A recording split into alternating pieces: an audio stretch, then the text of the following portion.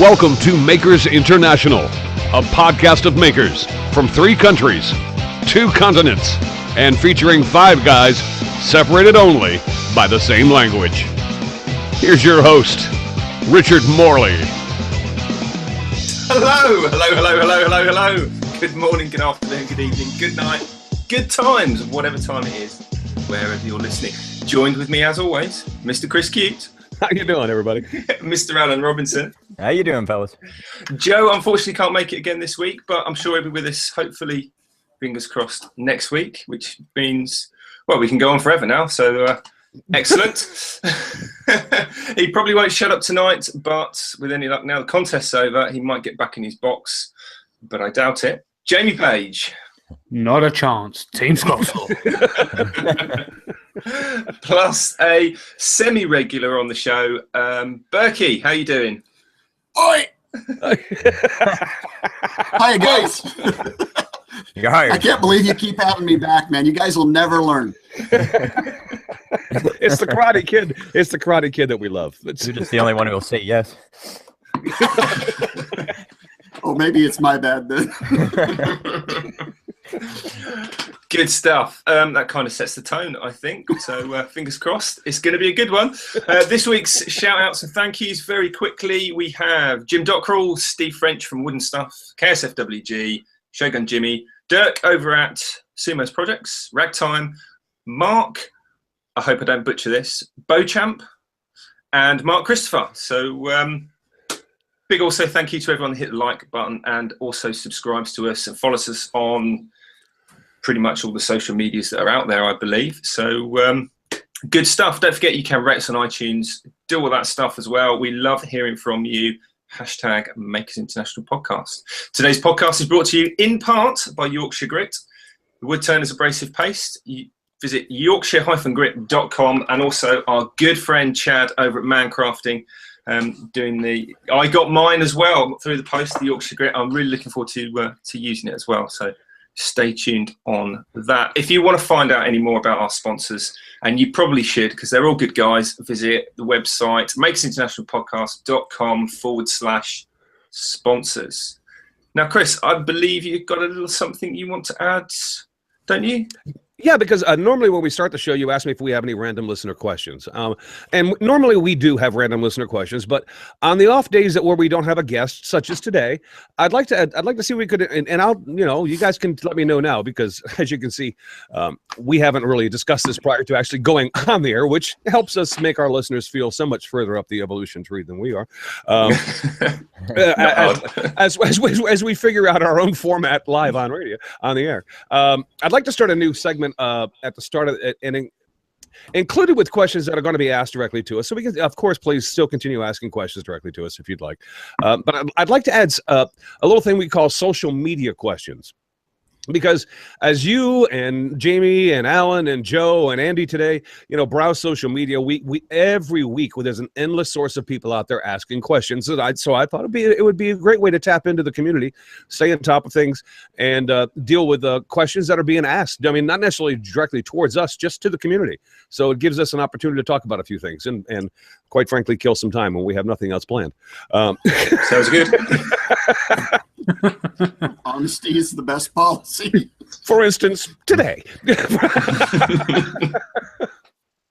So if you guys are good with that, I've got a couple social media questions that I grabbed, and these aren't real tough questions. We're not going to be making, dramatic political statements here, God forbid. But these are questions that were being asked of the community, so I'll pose them to you if you're game for it. You guys want to do this?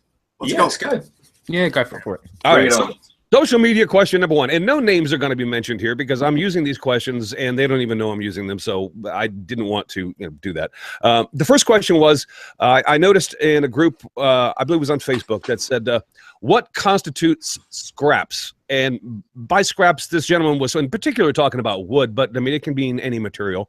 And here's how he went into it. He says, because he went on to say, he's seen guys making and or using large pieces of wood in projects, and then telling everybody that, hey, I just made this out of whatever scraps were laying around.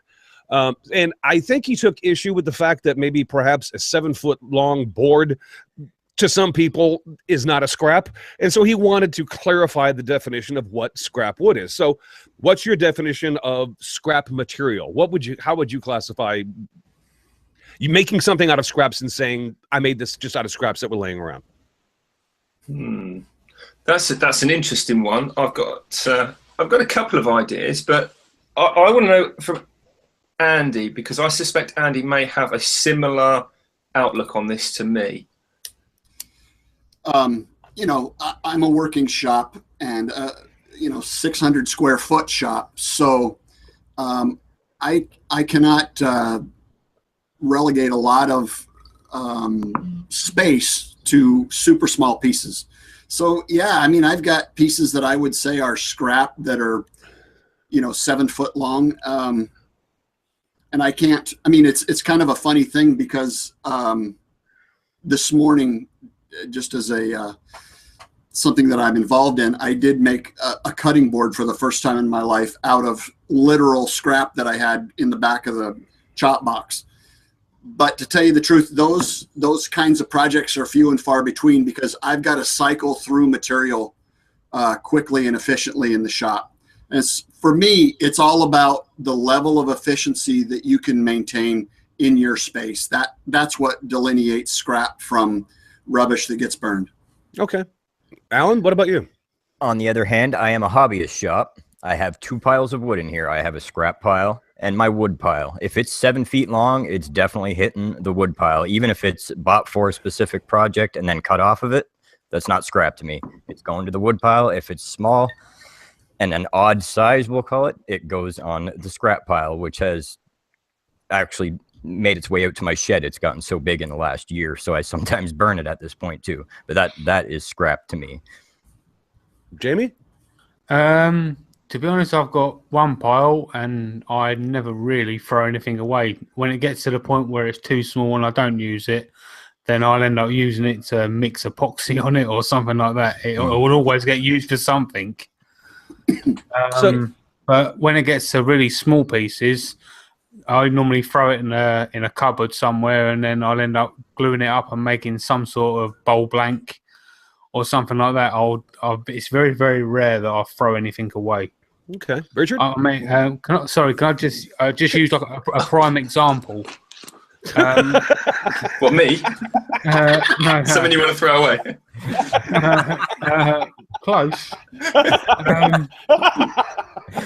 Team scroll. Close. There was a video released today, and it was by Charlie the Maker, a young kid, and he had some scraps lying about, and all he made was enough wood together that he glued up together and made a coaster. And that's just a prime example that you only need a little bit of wood, and you've got a coaster. So. Awesome. All right. What constitutes scrap wood to you, Richard? For me, very, very quickly, scrap wood, I categorize scrap wood as anything that gets left over from a job. So, Bingo. If I've got to buy 4 sheets of plywood and only use 3 1/4, then I've got 3/4 of a sheet of plywood, and that's scrap wood. But it's not unusable, so it would get kept for a period of time, because Jamie might use all of that for all his scroll saw projects. Well, you could use it for a scroll saw project. Well, let me. Could do. There is a Richard, I'm going to be in your camp on this one, and I'll give you the analogy that I initially thought of was, let's say by trade you're a framer of a house, and so you're using 2 by 4 by 8 pieces of pine, but you only need to cut off 1 piece to brace between 2 studs to finish the job. Now, that 7-foot length of 2 by 4 pine, in my opinion, is scrap, and that would be scrap to a framer.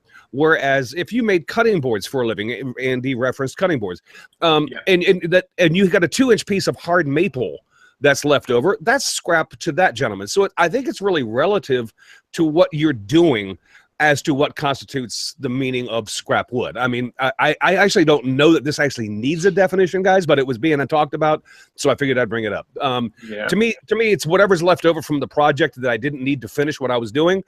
That's the scrap I have. Yeah, I mean, some people like I think Andy referenced, you know, definite scrap that might even get burnt. Mm-hmm. I've burnt, you know, some really mahoganies and teak and bits of ebony because they were no use to me, and the space that they take up is more valuable. Now, I appreciate that there might be people out there that want to make fretboards for guitars or even cut up their own decorative checkerboard inlays and stuff, and they'd have to go out and buy that off the shelf specifically to do what they want to do. But I'm here and they're there, and I need the space. So sometimes you have to be really hard with it and just get rid. Unfortunately, it is nice. It is nice to see in the community shops. I think of Daniel Haryu in I'm going to say Connecticut, maybe, or somewhere. But you know, putting a post out there that says, "Hey, look, I'm losing this stuff on Saturday. Get a hold of me if you want to come by and get a bunch of it." I think that's brilliant. Because I know what he's about is there is a point where it's affecting my income. Basically, I know that's hard to conceptualize for some people, but you know, it just gets too much. It's the truth. And you know, another prime example of that, Andy, and is Jay Rivera, because he's done the same thing in the past. Because know, these guys are dealing with working shops, and Jay may have a half a sheet of 3/4 inch plywood, oak veneer, that he just doesn't need. And quite frankly, because he's a working shop, it's in the friggin' way. And so if you don't want it and come get it, it's gonna get tossed. You know, it's just because he needs the space more than he needs that piece of wood. So yeah, all right. Well, I've got another question if you want to go over it real quickly, because I want to get to talk to Andy about that shaper origin he has. And I'm not going to let you off the hook on that today, Mr. Burke, because we are all very interested in that baby. The second question I have, real quickly, if you want to hit it, is which would give you more pride? No matter what you do, figuring out how to create something using a skill or method that you've never done before, you know, that aha moment where you go, I did that. Or B, when you've made a mistake in a project, but you figure out how to fix it like a pro and you're like doing the happy dance. Which one of those two would give you more pride in a project when you were attempting it? Definitely the first one. I want to say A too. Because I make so many mistakes. I do that happy dance. It's like a regular thing. Well, that's when you know you're doing it for a living. Yeah.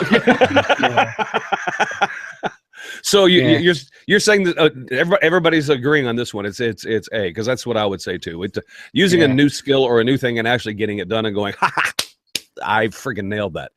Awesome. I'll throw this in there, Chris, if I may. There is a level that those two things are the same thing, and that to me is that panic-driven problem-solving thing where you're weirded out, you're hanging it out there on the edge, skill-wise or however, and you're solving the problem. So at their base, I think they're very, very similar. And personally, I that makes sense. Pursue those type of things madly because I love it. That makes sense. Yeah, and if you're not making mistakes, then you're not pushing yourself. Yep. Which some people don't like to do, and that's fine. I'm not saying you push yourself constantly and make loads of mistakes, but we all make mistakes, and that's not the issue. The issue is fixing it. And normally, like Andy mentioned, those mistakes that we make, typically, now granted, I make mistakes on things I've done a million times before just because I've friggin', gone out to Neverland and quit paying attention to what I was doing. But most of the time when I make mistakes, it's because when I am trying something new. So I think Andy's got a point. I think they're very closely related. I agree with you. All right. Well, cool. All right. Well, those are all the questions I had today. I want to talk to Andy about the shaper origin. Let's go. Richard, I know this is going to interest you very much, so I'll let you take the lead on this. So you've got a new toy, Andy. Tell us all about it. Well, I don't have my toy, actually. I about a month ago, maybe a little more, I was contacted. There's kind of been a line of communication for a year or so, but I was offered the opportunity to do some testing with a pre-production unit of the shaper origin in my shop for a long-term deal for about a month now. And basically the way it turned out, I think what we were really I was providing them the most information on and feedback on was the user interface. And you know, I'm not a computer guy by nature, and you know, I was that guy in the early '80s that made fun of my friends that were wanting to study computers, you know. But you know, so at some level, you know, you grab the Neanderthal woodworker guy and you stuff, you know, a cutting edge technology tool in front of them and see how, you know, if it can be used by people who don't have a clue. And I will say it's a resounding heck yes, it can, because it's an amazing piece of equipment. And for people that aren't completely familiar with it, basically this is a CNC setup minus the bed. And so this thing is a handheld unit that is responding to onboard designs that you create. And so in essence, you can, all the limits of the CNC are gone. And that's awesome. And correct me if I'm wrong, Eddie. This thing appears to be like, it appears to be a router with a screen on it. That's exactly what it is. There's a, okay. If you can imagine a sizey router, that's about the size of it. I think it weighs in at about 13 pounds. So it's a heavy piece of equipment. There's a forward-facing camera that is reading what they call domino tape, which is a tape that's high-resolution printed with information so that this thing knows where it is in the world. And then it has kind of like it's kind of like the old GPS screens. Mm-hmm. That it's kind of like that, and you steer basically around your line, and the CNC part of it is actually making micro corrections for what you're doing and staying true to the design, the computer design. So that's awesome. And you say old GPS screens, and I still use my old GPS. I'm not joking. I seriously do. Anyway, so no, go ahead, Richard. I was going to say when we were briefly talking, and I said briefly, I think for about 30 seconds before we came on air, I asked you whether you'd got the Dewalt Spindle in there or the new Shaper spindle, right. And you've got the new Shaper one.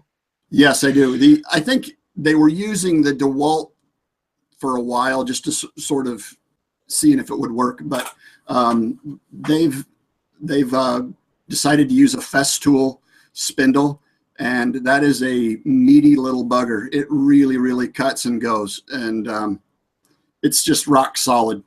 Sure. I mean, that kind of makes sense with the connection that Shaper have got now with Festool and Tool Technic and all the rest of it. But is it still a 1/4 inch router in there, or collet, or will it do 1/2 inch as well? No, it'll do 1/4 inch.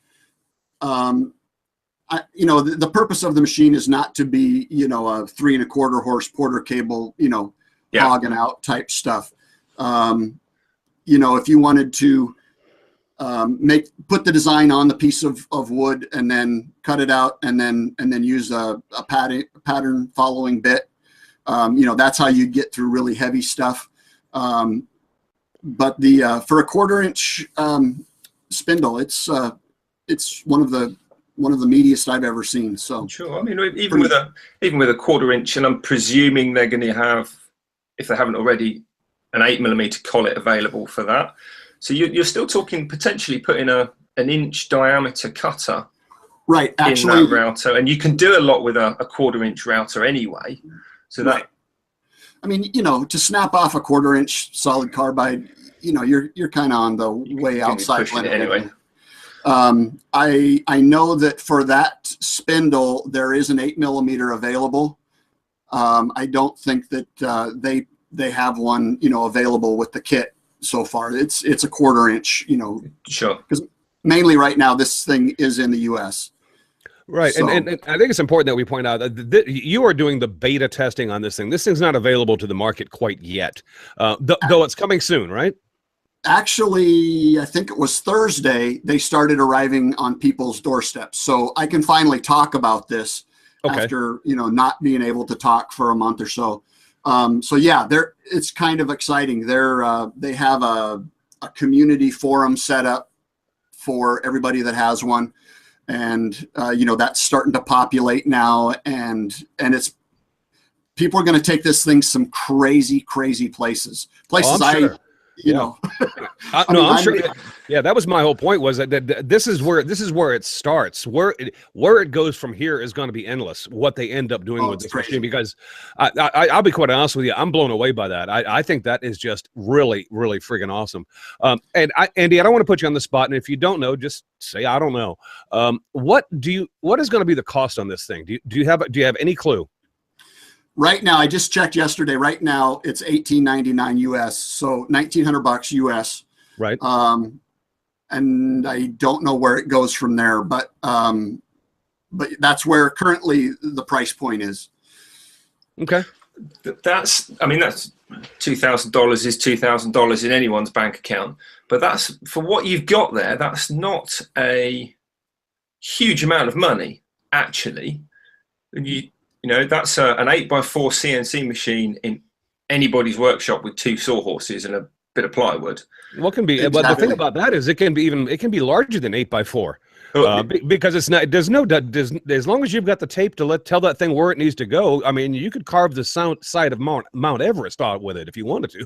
I mean, it's true. And the thing that 2.5 years ago, Jimmy DiResta grabbed me by the collar and drugged me across Maker Faire Bay Area to see this thing.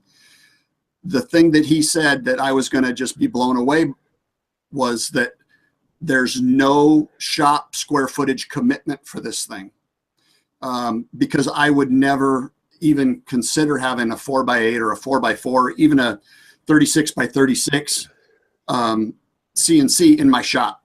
I can't afford the real estate. Right. And so that's what I mean. And you guys have seen some of the stuff. I build 2.5-ton furniture some days.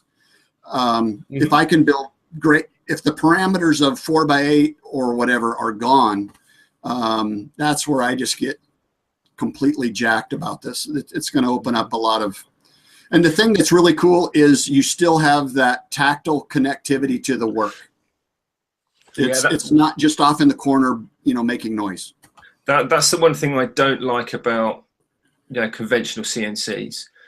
You haven't got that human element, and I think if you go back 2 years to when the X-Carve was being sort of in the same place, being populated, people breaking bits left, right, and centre, because the feel of a router and I'm pushing it too far, I'm going to break this, is gone, and you just it's just a load of numbers, so I'll go a bit quicker.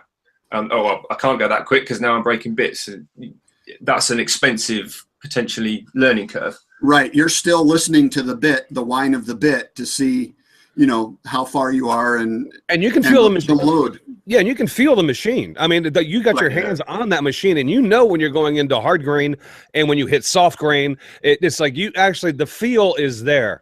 And Andy, I'm just really excited for you because I can't wait to see what you do with this thing. But I would like to get my hands on one of those things someday. I really would, just because I'm no computer guy. I mean, like I told you, I still have my old GPS and I freaking use it. But I would love to have one of these machines and play around with it because that's just going to be awesome.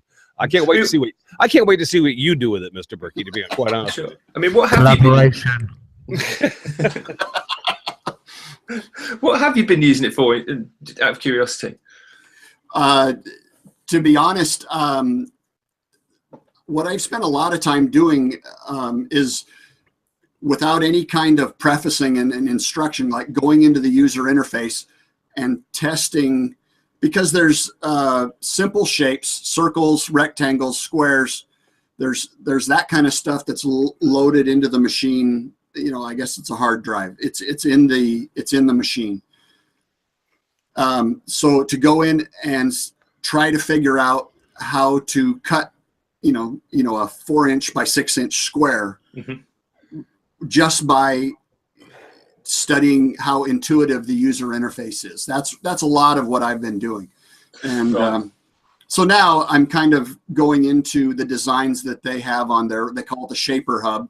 They have a library of designs that come via Wi-Fi into the tool itself, and you choose them here on the computer, and when you turn the machine on, it populates that design into your machine. And gotcha. And now you can do, that's what, I was joking around that I built my first cutting board today, and I should have brought it in here, but it's it's a perfect oval with a perfect round thumb hole in it. And I've done a lot of circular work, and that takes an insane amount of time to get those things right. And this thing was, from the glue up to doing the final sanding, was 20 minutes. Yeah, and it's perfect. That kind of speed and efficiency. I mean, I guess the obvious one for these machines is going to be large signs and kind of 2.5D, maybe 3D projects. But just the little things like, you're putting in fitted wardrobes and you've got to put an access panel in for something, tape it across, rectangle, inlay straight in there. That's going to be a time saver for the guys on the ground, because obviously you're not confined to the workshop either, as long as you've got a power outlet. Yep. Right. And I want to mention this only because I don't want to make, well, frankly, I don't want to piss anybody off, because there is a place for the traditional, what we know, CNC. A regular CNC has its place, and it can do things that obviously this machine can't, and this machine can do something that they can't do. I'm not trying to say that one is better than the other. They both do different things, the same kind of thing, but just in different ways.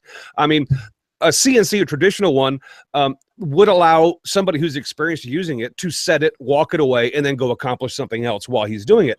This machine requires you to put your hands on it and actually use it until you're done with that project. So there are advantages to both, but I think there's room for both in the marketplace, because there are people like you, Andy, and like me, that would really enjoy using a Shape or Origin, and possibly not have the room to put a 4x8 CNC in my shop. I just don't. There's no way I'd have room to do that. I mean, even as a hobbyist, I wouldn't do that, because I need the space that I have. It's that valuable to me. But I don't want to piss anybody off and say that this takes the place of a traditional. That's not what we're talking about here. This is just a different technology that allows you to have unlimited use and keep your hands on the piece and create something. That's all I'm saying. Yeah, and this is not the piece. If you wanted to make Joel Crawford Missing Digit Workshop Spartan knife blocks by the 100. Right, exactly. You don't want to do that with this. This is more, I see it more as a pattern maker, as if you want to do that type of work, you would make the perfect template with this machine, and then you could do pattern routing and things like that with it. So yeah, it's just a different, it's going to be different efficiency for the different things that people do. And kind of one-off stuff as well. Correct. Yeah. That's going to be that's going to be its strongest point, is doing the one-offs. Gerald, the Red Smith, Gerald, if I didn't like you so much, I'd be mad. Gerald said, well, Chris, if you take the bus out of your shop, you'll have room for a CNC. But who let that French guy in here? I don't know, man. We need to talk about him at a later date. But I'm hating him right now. Well, Richard, we do have Andy, keep us updated on how this thing works out for you, because I'm really interested to see you use this. I really am. But we have a challenge. We have a challenge to get to, Mr. Host of the show. What's your name again, Richard? Okay, yeah, there you go. Yeah, me. No, I was trying to stay away, because you're gonna say the S word, aren't you? But yes, we do need to finally put this thing to bed for Jamie, if nothing else. I'm just about ready to. You want to put me to bed? That's put you to bed, not take you to bed. Not to be confused. For you, lullaby.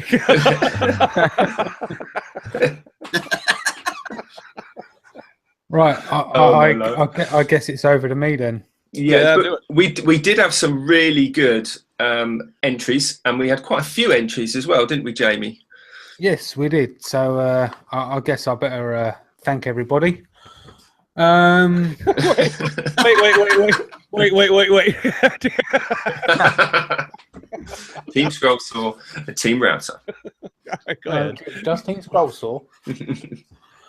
Yeah, we had quite a few entries, and I'm going to go for everybody just to thank everybody. We had entries on the Team Scroll Saw from Tim Warner. Oh God, they made me do this because I want to butcher most of the names. Tim Warner, Eric McKeon, Justin Christensen, Steve Twydell, David Jones, and Erik Haverty. And Team Router. There was Andrew McQuillen, Marsh Wildman, Tim Warner, Richard Martin, David Jones, and Shogun Jimi. Now the winners. Oh wait!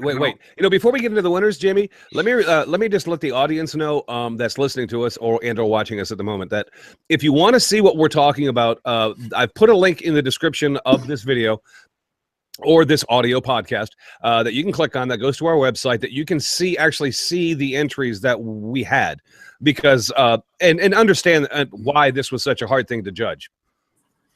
Okay. So if you want to click on that link, go take a look at them as we discuss it. Go right ahead, Mr. Page. Okay. I'm sorry to interrupt. I'm going to do the I'll do the scroll saw one first because I'm reading them out.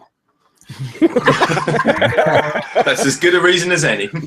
So, the winner of the ManCrafting mug is Mr. Justin Christensen. Oh no! Oh man, there's gonna be no living with that guy.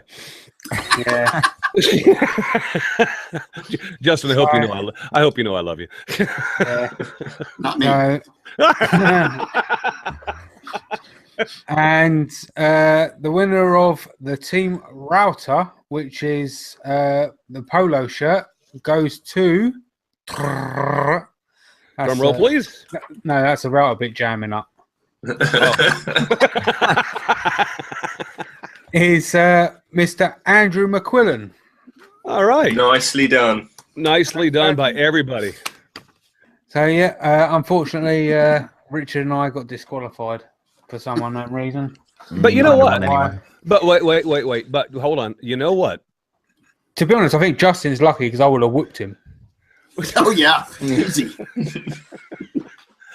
I think that just between the five of us, we still have to determine who won between you and Richard, because you are obviously going to be disqualified from winning any prizes because each of you has a ManCrafting mug and a Polo Shirt. Well, I take that back. Actually, Jamie's got all of them. Yeah, Richard kind of has these things, but he has them in lieu of waiting for Jamie Page to get off his rear end to mail them to him. So neither of you were ever going to win these prizes. So we need to judge your challenge entries. Now, Jamie, allow me. I'm going to be nice. Richard, what was your scroll saw project that you did? Hey, me? Yes. Well, no. Is there anybody else named Richard? I mean, yes, you. It was Mickey Mouse with fangs, like a vampire Mickey Mouse. How long did it take you? About 6.5 weeks. 12 hours a day, give or take. How are you kind of determining how long? By like hours, or number of blades broken, or number of times thrown across the workshop, or what unit of? All of the above. All of the. Yeah, I want to hear all of them. I want to hear all of them. It was about an hour and a half. 3 broken blades and at least twice thrown across the room. Sounds like me. In fact, the scroll saw was thrown across the room. No, just the project. But actually, the first time it happened, I got the hump with it anyway, and the blade snapped top and bottom and jarred with a bit of blade. The blade got wedged in the cut. And I went to pull it out, and I couldn't. So I got a pair of pliers on it and pulled it, rather than bending it, because obviously it's going to break. So pull it like it's cutting, and it snapped. But it snapped inside the wood, so there was nothing proud on either side. So the only way to get this bit of broken blade out was to basically cut round it with the bit of blade stuck in the bit of wood that then got removed. It was just Yeah, I was not a happy bunny doing that. I must admit. I'll be honest with you, Richard. I was half expecting you to submit something like David Jones did, because David Jones for Team Scroll Saw took a friggin' axe to a router, and that was his entry. I was waiting. That was my favorite one. Yeah, I was waiting for you to throw a scroll saw out of a window and film it crashing to the street. It really was. It was close. All right, so we've heard what you did, Jamie. What did you do on the scroll saw? What did I do? And if you, Jamie, well, I got to tell you, if you show it to us, the people on iTunes and SoundCloud are just not going to care. But I don't know. It's on my Instagram. It's awesome. A zombie from The Walking Dead. It took 21 hours. That's crazy. That is a crazy piece. I think you are insane. And I think you've just confirmed to everybody who's noticing what that is. And for those of you, once again, that want to see these entries, you can go to our website, and the link is going to be in the description. But, Jamie, that just kind of proves to me that you are absolutely insane. How long did that take you to do? 21 hours. Oh, my God. And that's commitment, that is. But you know, I personally hate scroll saws and scroll sawing. I don't hate people that scroll saw. You know, I genuinely admire that, Jamie, because that is amazing. That is absolutely stunning. There's just no way on earth I'd ever. I'm going to tell you right now, Richard is a man on the edge. He is on the edge. Can you feel the madness coming out of his pores right now? I do. What about your router project then, Richard? What did you do for the router, Richard? Because that's where we're hoping you shine with excellence. Right. Tell you what. Tell us what you did, Jamie, and I will go and get what I did, because I know there. I'd love to show you what I done. Oh yeah, and then once again, the folks on iTunes and SoundCloud, I just can't wait to see what you did. Headstone.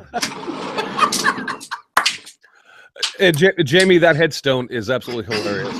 Alan, have you seen that before? Oh, about an hour ago, yes. Unreal. I need to see Richard's. So I did.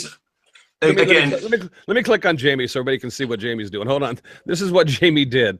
Here lies Richard Morley. He died October 29th, 2017. He was beaten at his own game.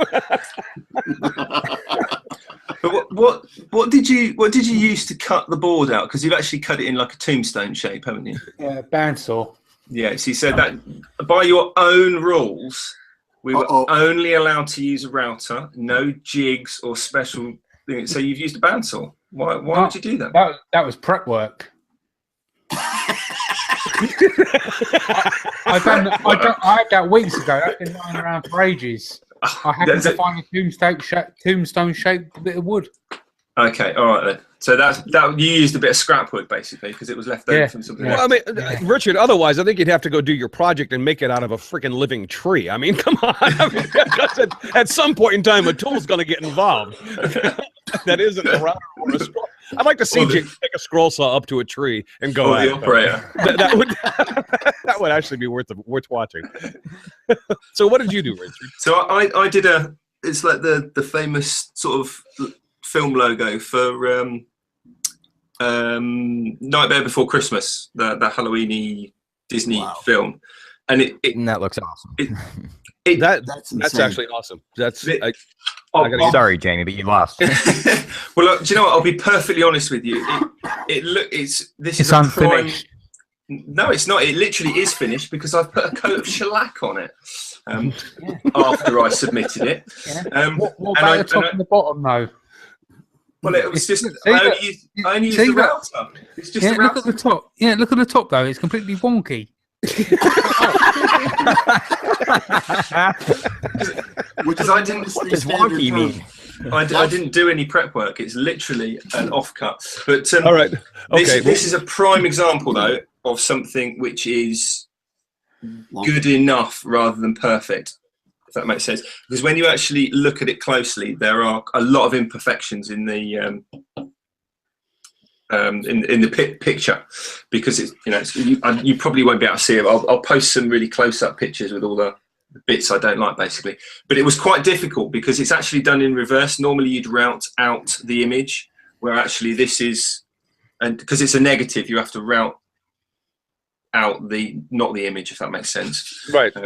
Background. All right. So, all right, Alan. The router, don't it? Jamie, shut up. Alan. Alan, Andy, we need to vote on who wins. Okay, Scroll Saw, who wins, Jamie or Richard? Jamie. Jamie, of course. Easy. Okay, Router, who wins, Jamie or Richard? Richard. Yeah, Richard. Come on, Andy. Do you know? I know Jamie's is funny. He's definitely got the funny. No. Well, I tell you how I'm going to do this. I'm going to act like the official judge, the person who doesn't know all the. In other words, I'm going to be a Richard here, and I'm going to say I think Jamie wins both, only because Richard didn't get his done in time for the deadline. Jamie did. Oh, okay, all right. Yeah, that's true. That is true. So by default, I think Jamie wins both. And so, Jamie, congratulations, my friend. And I think by the rules, if we're talking about rules, and you guys were obviously very anal about that earlier, so they should apparently matter at this point in time. I think, Jamie, you absolutely won both the Scroll Saw and the Router Challenge because Richard was just a disgrace and didn't get it done in time. Wow. Brilliant. Yeah. I've got a Brain Feast podcast mug as well.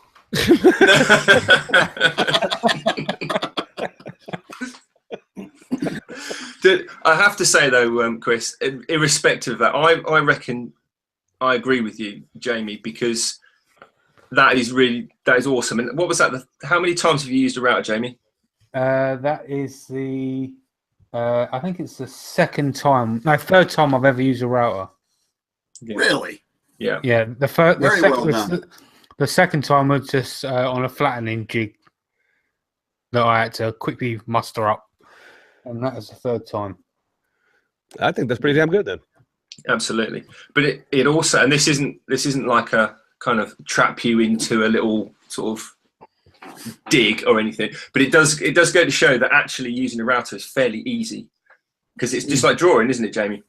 Yeah. No, in other words, you don't want to give Jamie any credit for having any kind of talent. You just want to. No, that is completely not what I said. No, I think I totally know where Richard's going here because I see it, in forums and everything that there is a tendency for people to be afraid of a router.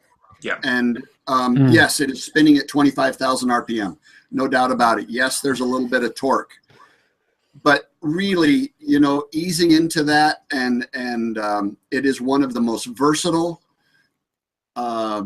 mind-blowing pieces of equipment in the shop. I think the versatility is crazy, and I highly encourage anybody to dive in. Don't be scared, right, Jamie?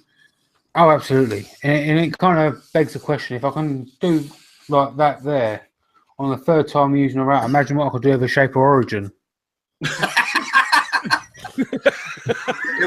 Wait a minute. Broken a week. Jamie's looking for another sponsor again. Here we go. You got to let go of subtlety, haven't you? Subtle as a train wreck. Jamie, there is no. Yeah, that's what I love about you, Jamie. You absolutely have no friggin' shame. Oh my God! Why don't you just start like a GoFundMe company, Jamie, and then just take the profits from everybody else and go buy your own thing? Oh dear! Awesome. But I'm literally crying over here. I'm glad we've finally finished with that. I bet you are. No, seriously, I am really, really glad. And me.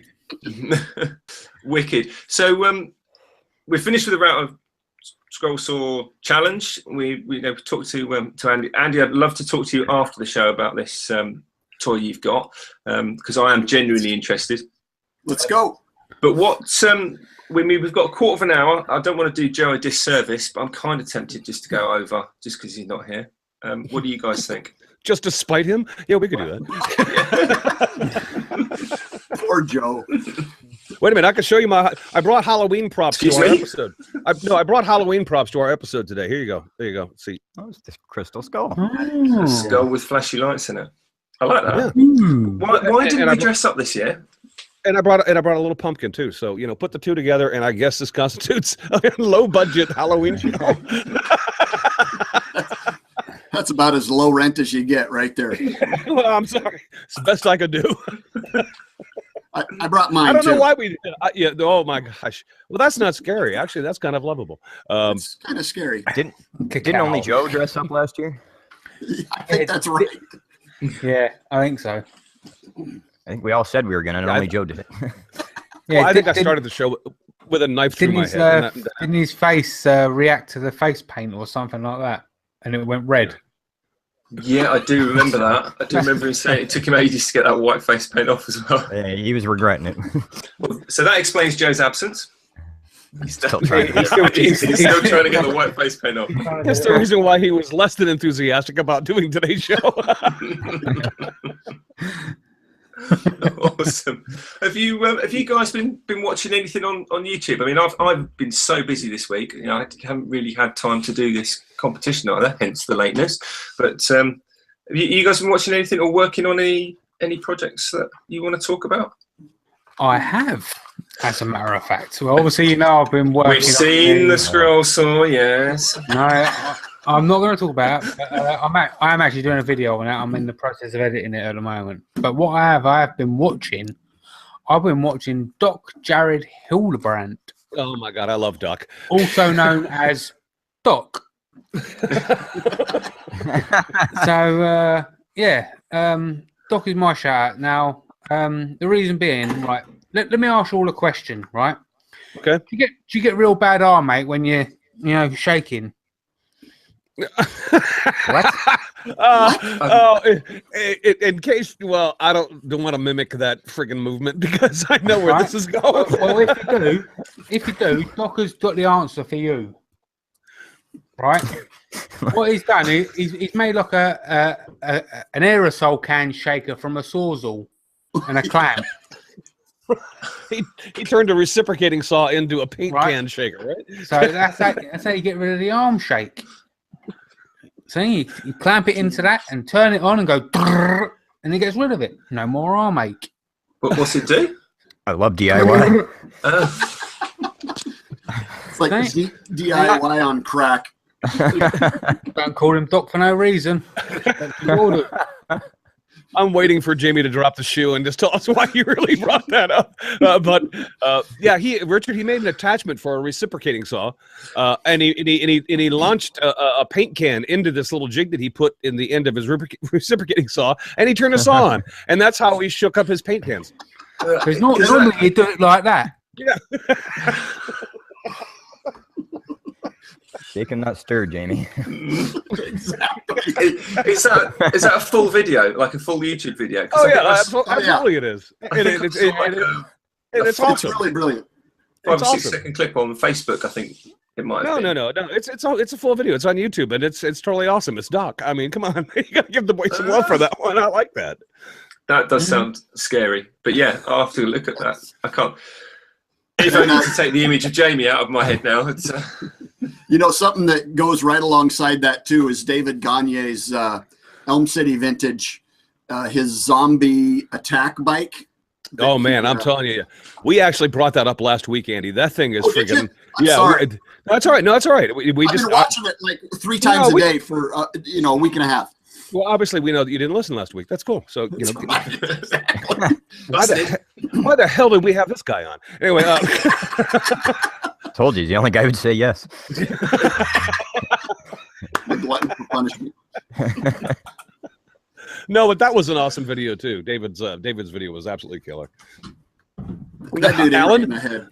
Alan, have you been watching anything on the YouTubes, as Jamie would say? Because obviously there's more than one YouTube, so we have to say it's plural.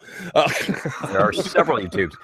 I almost didn't have a shout out. At the last moment, I did find one, and it's our good friend the Redsmith and his crossbow. I couldn't watch the entire series because this was last second, but I got to watch the finale. You guys watched that? Oh yeah, Jamie shaking his head. Yes, I did. Yeah. And awesome build, eh? Yeah, That was the worst cutting board build I've ever seen in my life. That's terrible. Just awful. I do have one so bad. video though, and I think Chris agrees. Oh, that's cool. That's way cool. He did not shoot the crossbow at the end. Yeah, I'm damn mad about that too. And Yeah. Gerald, I'm gonna need an Instagram video from the Redsmith. Gerald, if you're out there, and I'm going to tell you right now, that's I love the freaking crossbow. I mean, it's off the freaking chain. But dude, you could have shot it when you finished it. I mean, come on. You shot it at the wall, take it back, do something. You got to shoot it. I've got a funny feeling that might be a separate video, knowing Jared. Well, Because it may be. he wouldn't just make the whole thing without doing that. I don't think. He's No, in the but audience right now.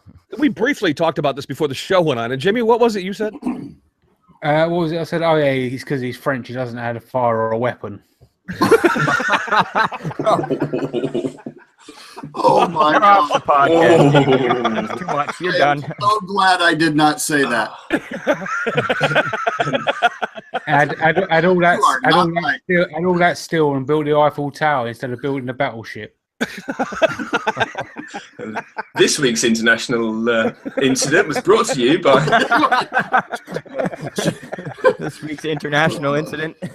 Yeah, world peace has been destroyed this week, courtesy of Jamie Page. And France and America, France and Britain are now at war again. Welcome to Incidents International Podcast. Oh my God! And I'm here to watch. Well, Jamie, they did the same thing for the U.S. I mean, they sent us all that copper and called it the Statue of Liberty just so we'd back them up in case war broke out. It's a good strategy. So maybe they're not so dumb after all. I'll send them an ornament and they'll have my back. God. Gerald, I hope you know we love you. Gerald, this is not where I wanted this to go, just so you know. Yes. I love the project, I do. And not just Gerald, but anybody that happens to be of French origin or listening in France or basically anywhere. We were obviously just having fun at your What's expense. funny though? What's even funnier though is if it gets really windy in New York, she's going to be mooning Quebec.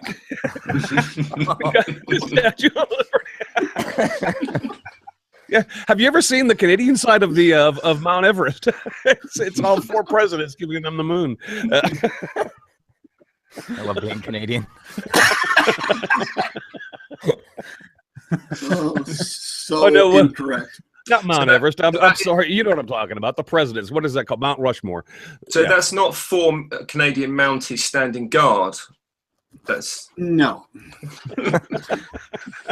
what have you been working on, Alan? Please, before this goes any worse.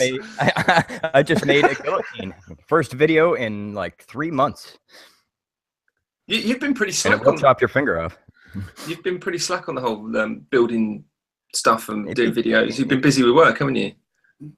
Busy with work, busy with the family, and it did become somewhat of a chore there for a while. But this one today and last night, I really enjoyed. So Nice. I don't want to say I've got that bug back and I'm going to start making them every week again, but I could see one within a few weeks. Oh, Jamie, no.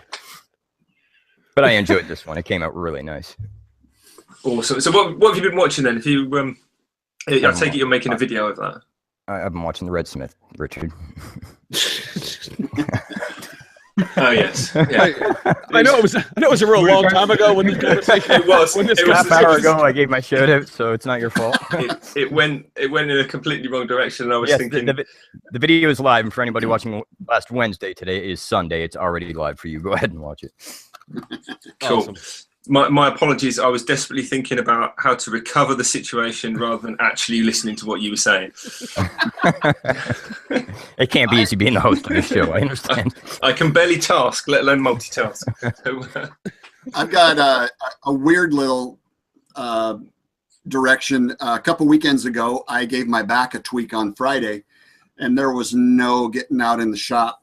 And I don't know, random style, I started thinking about origami. And again, on the YouTubes, if you want to learn it, it's out there. So I spent a pretty fun weekend delving into origami is one of those skills that you can make pretty cool cranes in an hour, or you can spend weeks making this stuff. There's just so many layers to it. And it was really fun to just sort of get into something that you have no clue about, and you're screwing up like mad.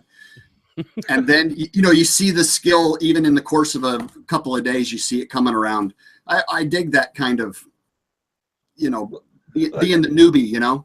Yeah, absolutely. It's like we talked about earlier at the very beginning of the show with that question about, well, what do you enjoy more? It's like I enjoy learning the new skill and doing it for the first time and walking away going, hey, I freaking did that. I'm kind of.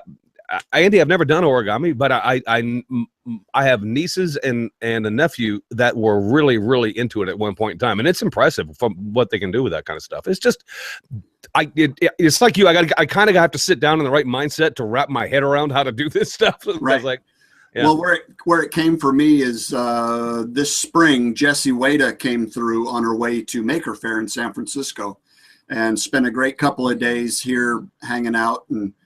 And after she left a little crane that was probably that big, and a little turtle that, they were the size of a quarter. And it was just so Jessie on one hand, and just so cool that that was what I walked by and went, all right, I'm gonna give that a whirl. So it's pretty awesome. Neat.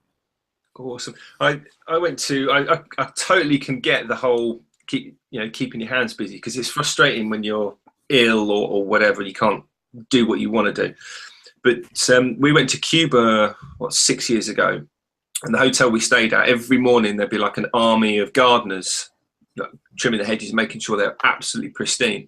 And the guys would just walk around with these like I said, with like leaves that they'd cut off the trees or whatever, and they'd just start folding these leaves up, and then they'd hand the kids these they're like crickets.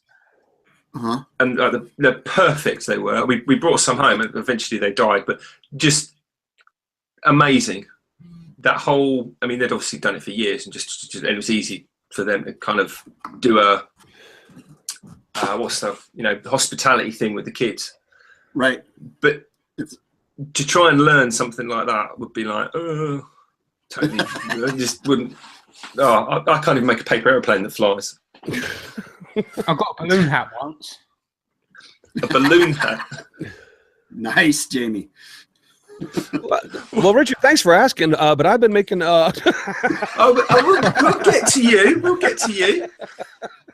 I want to know about your toys. Are you still making the toys, sir? I am making toys. I am in the process of being Santa's elf at the moment, and I know it's not even a Halloween yet, so I didn't want to hit people over the head with that fact. But yeah, in order for me to do what I want to do for the kids, and also do what I am going to have to do for family, I had to start this early. So that's why I'm doing it, and that's why I haven't hit people with Christmas music and things of that nature. A subtle hint at the end of each video with a little elf hat is all I've done as far as to give people a clue as to why I'm doing what I'm doing.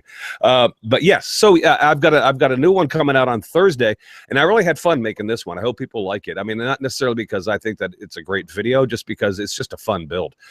So check that out on Thursday. That's what I've been doing. But who I've been watching, and I'm going to say this, and I'm going to throw this out there, and everybody else is going to go, oh yeah, I've already seen it, because a lot of people have already seen this video. But I will think I would be remiss if I did not mention one of the crazy coolest videos I saw this week was done by Frank Haworth. If you guys have not seen Frank Haworth's video on making the wood turning the eye, the human eye, then you have missed out. On the off chance you've been living under a rock, watch that video, because Frank does an amazing job with that. I just thought that was the coolest friggin' video I've seen all week long. So I had to say something about it. And so that's my shout out. I honestly haven't seen that, but I have seen the thumbnail in my feed and read the description. He's done like this insanely small segmentation, hasn't he? For the. It's not necessarily small, Richard. It's about the size of a globe. Like if you would look at the. Oh, is it really? Oh yeah, it's about. Oh that man! Big. And he not only made one, he made two, and those things are fantastic. And Frank is just, frankly, I don't know. Frank's a genius. I love what he does, and it's a fantastic video to watch too. So it's not only the project, it's the video and the way he did it. It's just amazing. I would be remiss if I didn't say Frank Haworth was my shout out this week. That's the way I feel. That is awesome, because the thumbnail didn't give me any sort of clue, kind of to scale. I just assumed it was sort of baseball size. But, no, it's about the size of a globe. Yeah. Wow. So yeah, check that out. If you guys, and I know a lot of people have already seen it, and I'm probably preaching to a choir, but if you, in case you like Richard, you happen to be out to lunch, then as always, then go watch the video because I'm sure you'll enjoy it. I'm with you, Richard. I'm out to lunch too, but I already pulled it up here for when this is over, so I can watch it. I'm definitely going to go and go find that. Well, I mean, what have I been doing other than having a nervous breakdown trying to sort these challenges out? I found quite a cool video because I don't know if you guys knew this or not. We had quite a few entries to the challenge, but there are some scroll saw Halloween projects floating around on YouTube that weren't entered for whatever reason. They just happened to be people putting Halloween projects out, and they happen to be using a scroll saw. And Fabian's Tiny Workshop, he did a really cool Halloween, almost like a decoration. It's kind of a flat badge with a witch on a broomstick. When he cut it all out, and he filled it with glow-in-the-dark resin. And when he was filling it like with a syringe, he turned all the lights down so you could see this glowing syringe as he's filled it up. But one thing that struck to me, Jamie, you probably know and use this technique all the time, of course, being, master scroll sawer, newbie, but he cut the parts out like a jigsaw puzzle, but they were all still slotted together. So when he lined up parts to put on the back, he used basically the waste to make sure that the bits he wanted, where they all fitted in where they should. Does that make sense? Am I explaining that at all? Yeah, I watched the video. I thought that was a really cool idea, and it wouldn't have been something that I'd have thought about. I'd have just thrown, everything away, but thrown the scrap away and then kind of lined the bits up by eye. Yeah, that's a good video. Not a particularly long video, but enjoyable, and I really like that one. That was quite cool. Yeah. Awesome. Actually, you know what? I'll have to go check that out because I had not seen that one, Richard. So thank you. Yeah, no, that's a good one. That kind of wraps up the show, I think. Has anyone got anything they want to add that I've missed? Because generally I missed something. Only Team Scroll Saw. Yeah, you lost it. I have something that we need to mention. One of the Tony Rouleau's birthday is, I think, on Halloween Day. Yes, it is. And he is, that guy spreads so much love in the community and is so incredibly sick with his skill set. I think we'd be remiss if we didn't at least give our favorite good-looking guy, big hunk of love guy, the sexiest man on the internet. Some love. I hear you. Yeah, definitely. Well, happy birthday, Tony. Happy birthday, Tony. Big happy birthday. Are we allowed to say the number, or do we even know or care? It is. Andy, I'll blow it. Yeah, it's 40, and Andy's turning. I mean, not Andy. Andy's well past it. No. Yeah, truth. Tony's turning 40 years old, so happy birthday! And Tony, 40. if I know your wife, Mackenzie has something very cool planned for you. I hope you have a great day, my friend. Excellent. Yeah, happy birthday, my lad. Right. Well, I think that probably just draws it to a close, does it not? Does everyone? Well, Andy, you can go first. Plug yourself and where people can find you.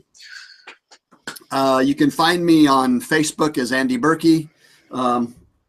Look for this guy, and you'll see it. See more, make better. Also on Instagram and Twitter, but mainly on Instagram. And you can kind of coagulate everything at blameberkey.com. So not going to be confused with makercentral.co.uk. Oh yeah, that's right. Are you coming to that, Andy? It's never gonna get old. That's up in the air. I'm giving it a good whack. I'm trying to delude myself that it's easy peasy. I'll be there. So fingers crossed on that one. Awesome. Yeah, absolutely. Wicked. Well, I don't think the four of us need to plug ourselves because everyone can go to the website and find our little bios and all sorts, can't they, Jamie? They can, which is makersinternationalpodcast.com, not makercentral.co.uk. Twice. Wicked. Twice. Excellent. The man's got skills. He's got skills. Yeah, link is in the description. God, Jamie. Excellent. Well, I think that just about wraps things up tonight. So thanks if you're listening, and you are still listening. We will be back again next week. So you all take care. Have a great week, everybody. Sorry. Take it easy, everyone. Well, have a week. Oh, dear God, help me.